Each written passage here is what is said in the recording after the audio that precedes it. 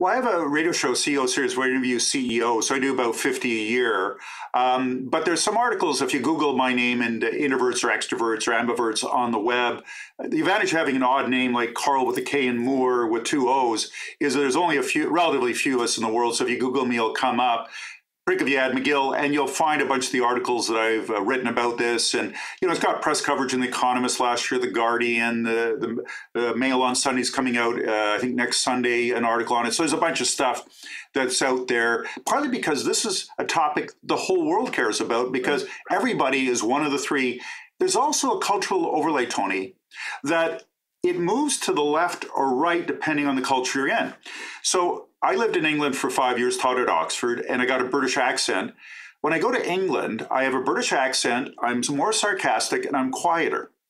Now, I myself in Montreal and Toronto, where I grew up, or Regina lived for a couple of years, when I go to New York, and my students don't believe this, I absolutely turn up the volume, which they find hard to fathom. But you've been to New York, Tony. It's just a noisy place, and you got to turn up the volume a bit to be heard. So I adjust my personality for the cultural I am in, albeit the UK, Canada, and the US are among some of the closer cultures in the world.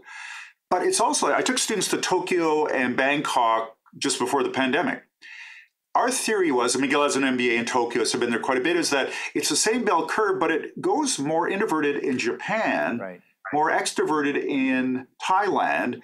We asked a bunch of CEOs we met with and other people, and they agreed that there's extroverted Japanese, but by and large, a bit more introverted as a culture, and there's introverted Thais. We met some, but it's a bit more extroverted culture. So we adjust to the culture as well, which is interesting because Toronto would probably be a bit more American, a bit noisier, a bit more extroverted. But we have people immigrating to Toronto from around the world. And so you have got to adjust a bit to be Canadian. That's a very interesting point.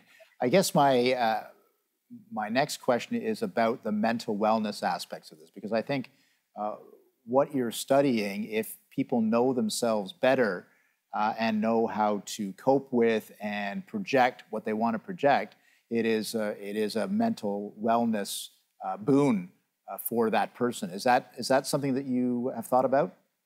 Yeah, I mean, it's something where during the pandemic, my wife's an introvert, I'm an extrovert, and we both reflected on, and she teaches grade 5. So other than a couple days here in Quebec, she was with the students. She comes home, we live close to school, for lunch to take an introvert break. And I remember a couple of months ago on Friday, we went to a local Japanese pub, which is very noisy. They do sake bombs and there's a lot of yelling.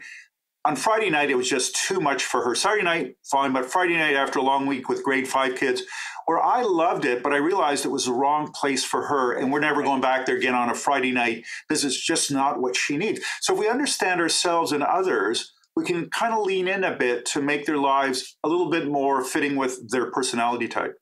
And do you think that knowing you, if one knows oneself better after reading your book, let's say, that'll make a positive difference in their lives? Oh, absolutely. As an extreme extrovert, I recognize my needs, but I also recognize that it's a weakness in sometimes.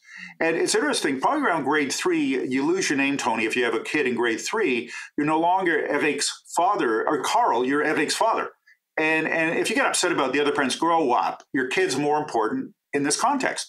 And there's a time as a cabinet minister, you had to point out to the ADM that they did a great job, that their ideas, what you took to the cabinet, and you were happy to do that. But you praise them because if it's all about you, people go, Tony should grow up. There's a point as you become older and more of a senior leader that you have enough attention, you want to deflect it to other people because that's the mature thing to do.